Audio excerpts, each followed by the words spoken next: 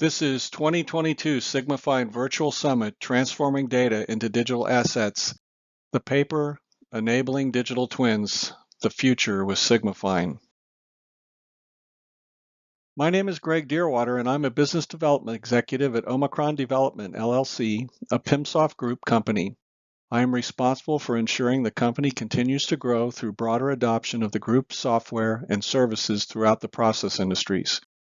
I have a very diverse background and experience working within operating, software, automation, and services companies as a process engineer, sales, and business development in the paper, petrochemical, refining, fertilizer, mining, and specialty chemical industries. I have a bachelor's degree in chemical engineering from the University of Cincinnati. My abstract for the Sigmafine for Future Process Digital Twins is that Sigmafine has successfully addressed many business and operational mandates over the last 25 years. These have largely been implemented in an offline mode, but many have been accomplished in a near real-time mode, running every 10 minutes using automated inputs. But the trend to apply AI and ML to operations planning and real-time monitoring, control, and optimization is heralding a golden era for data quality management and conditioning, bringing Sigmafine into the fore again. Sigmafine can be further extended to support the need for improved accuracy of real-time data streams used as inputs to real-time process optimization components. This presentation reviews the past, present, and future of Sigmafine applied to the future of process digital twins. To begin the paper, let's talk about the concept of the digital twin. Presently, many digital twins are being discussed, defined, designed, developed, and documented across many industries globally. In all cases, the digital twin product is a digital or virtual representation of an object or system that spans its life cycle, is updated from real-time data, and uses simulation, machine learning, and reasoning to help decision-making. Sigmafine contributes to digital twin implementation by turning data into digital assets used standalone in real time or as inputs to sophisticated digital twins like real-time optimization and artificial intelligence and machine learning models. Let's explore this concept further. A process digital twin consists of three primary components: data sources, models and analytics, and the user interface for visualization, which enables collaboration across cross-functional teams within and without the organization. Raw data integrated from relevant sources are brought into the process data historians like the PI system. Process operations from the DCS and LIMS systems provide most of the relevant data necessary to build digital process simulation and optimization models. Data reconciliation run on raw data does provide a form of conditioned result, and pre-processing data quality checks and corrections do improve Sigmafine outcomes, but in either case, Sigmafine adds value. The brains of the digital twin come from the simulations and analytics of the process and incorporate human knowledge. These take the form of near real-time equipment and process unit models built using AI and ML, MPC, or Model Predictive Control model identification tools, and steady-state and dynamic process simulation models. Visualization enables collaboration across cross-functional teams and disciplines within and without the organization. Here is our digital twin. Sigmafine Hub and Integration Framework are PIMSoft products and are used in building digital twins. And Sigmafine is used throughout, as we'll see later, to enable the accuracy of components of a process digital twin. So now let's look at what we've accomplished with Sigmafine so far. So let's review what we've accomplished with Sigmafine so far. First, we've collected data from various data sources: control systems, the safety systems, the lab, planning and scheduling applications, and maintenance systems. We have stored this in a process data historian and in the cloud in some cases, and also in relational databases. We have applied some of the form of data quality rules or application to cleanse and structure the data for various use cases. We have applied Sigmafine to reconcile our process and lab information, therefore conditioning our data for the mandated use cases. What are the mandated use cases? These come from the many papers that are found on our Sigmafine website.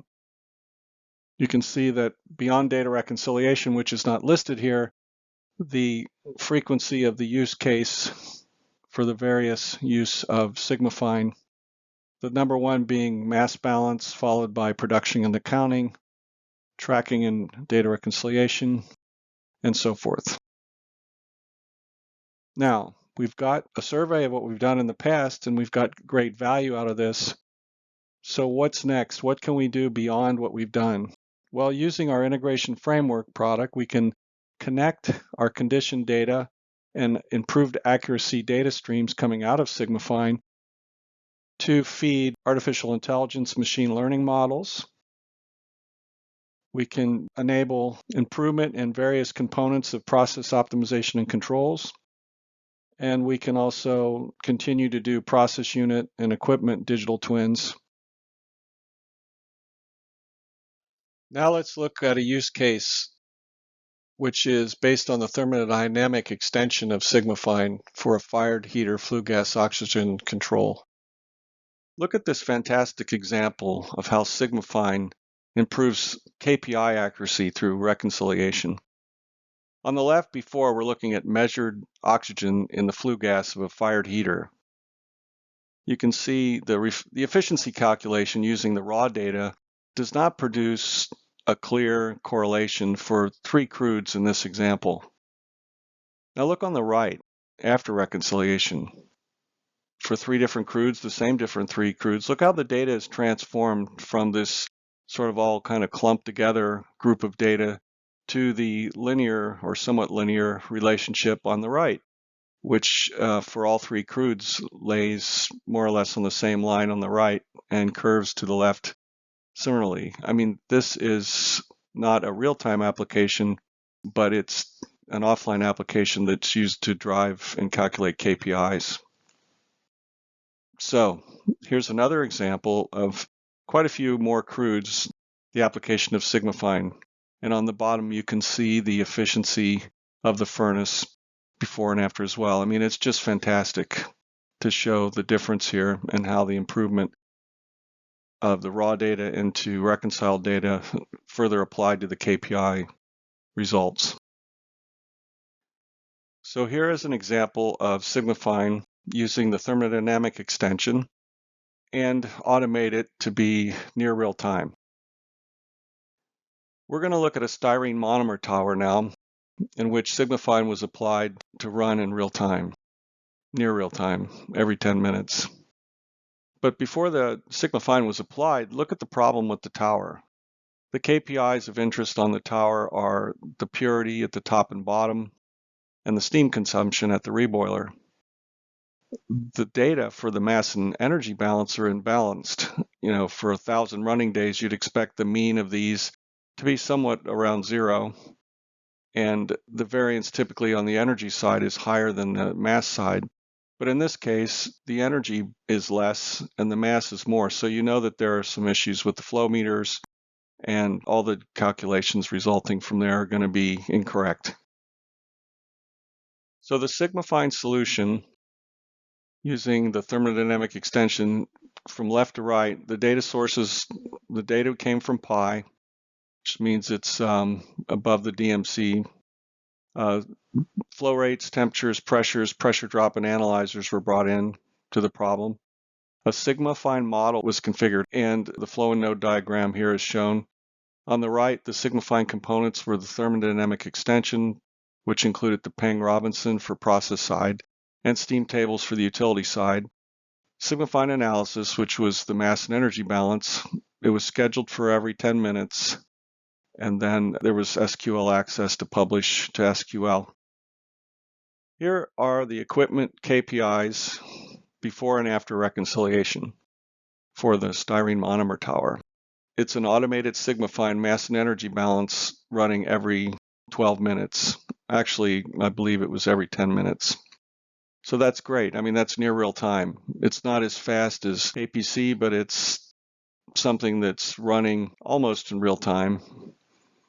Now look, the reflux ratio, the theoretical stages, the reboiler specific consumption in kilocalories per kilogram.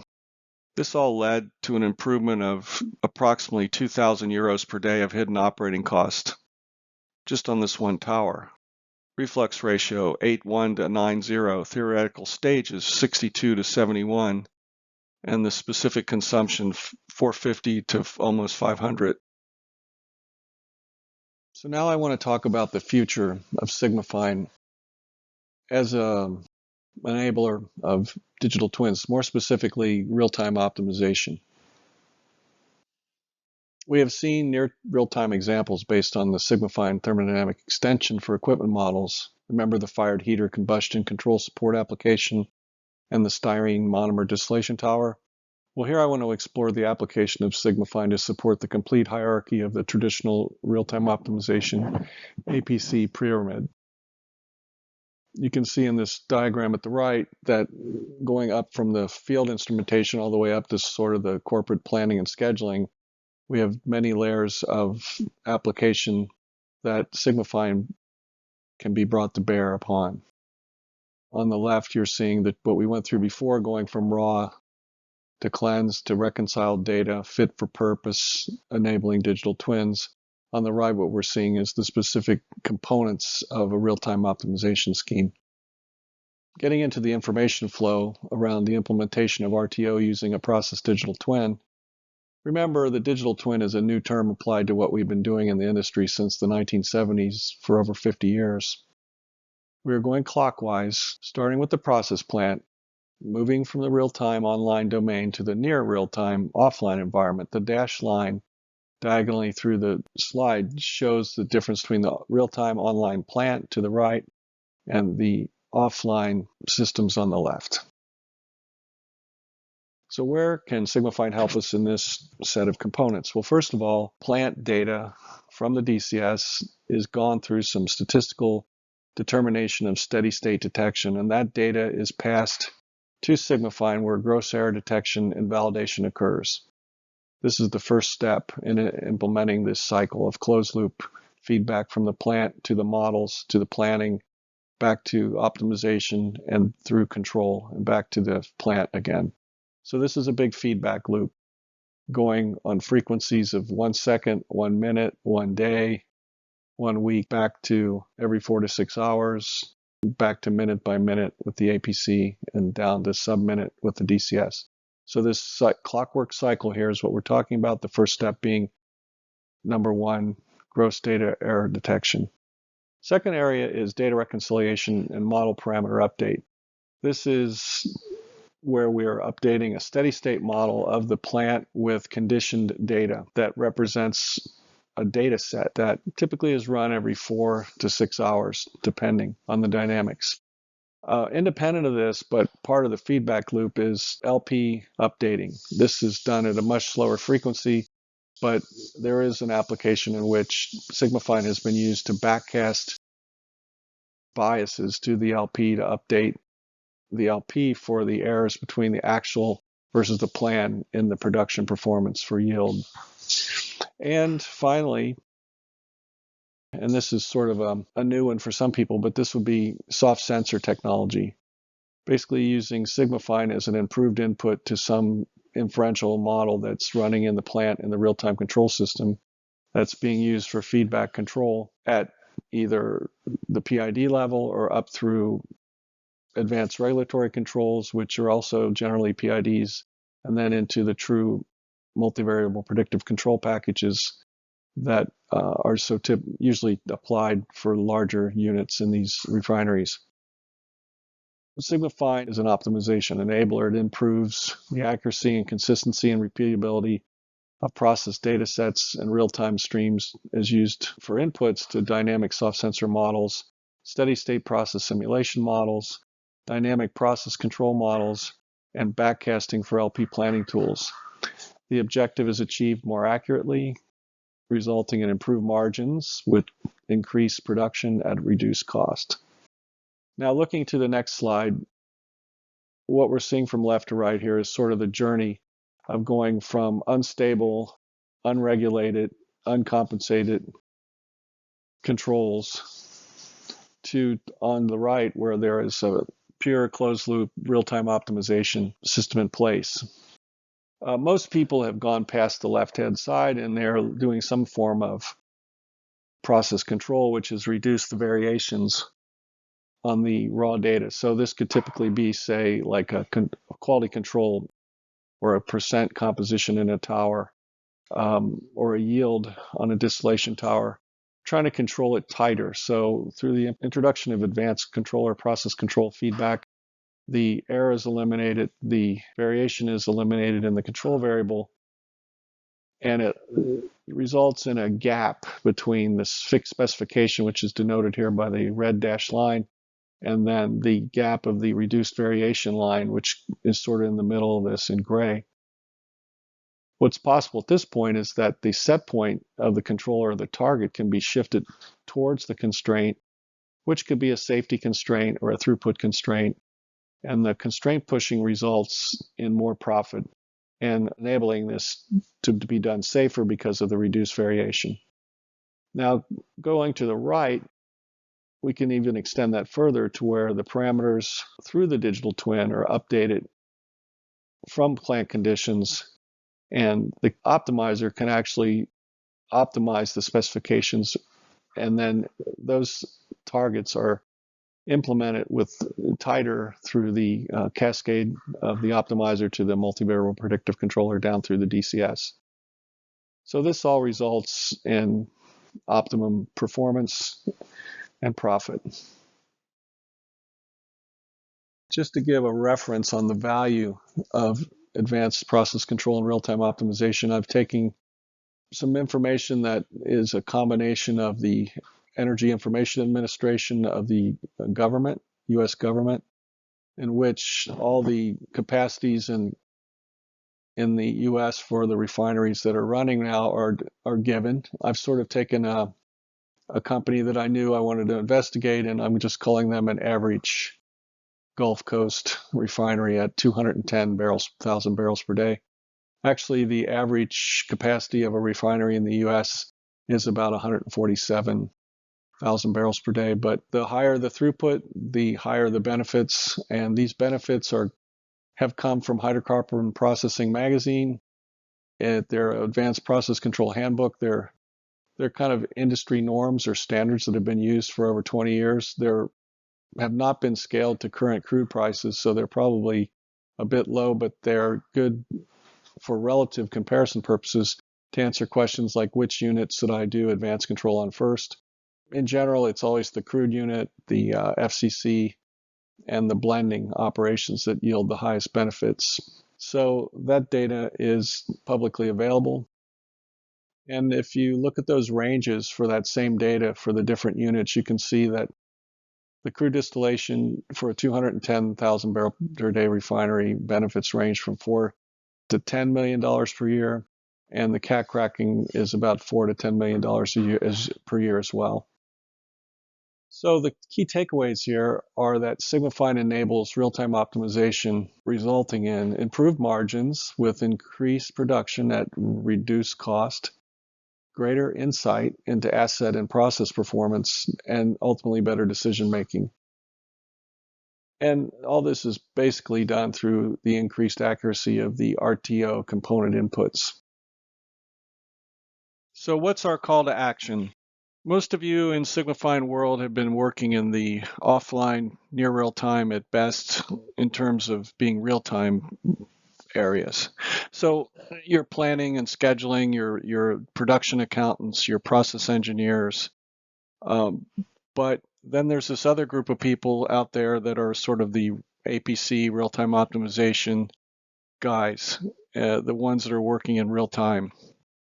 And we've talked about the opportunity of enabling these online control systems that use simulation models by incorporating Sigmafine to perform data reconciliation on real-time data streams that are coming from the process data historian or the control system. So I would encourage you to talk to your colleagues at work in those areas, ask them what they're doing, share with them your learnings from this summit, and together look for opportunities to leverage Sigmafine. And also, finally, come to us with a use case and we'll help you build a solution. Thank you. So now we have a Q&A for about 5 minutes and open the floor to questions.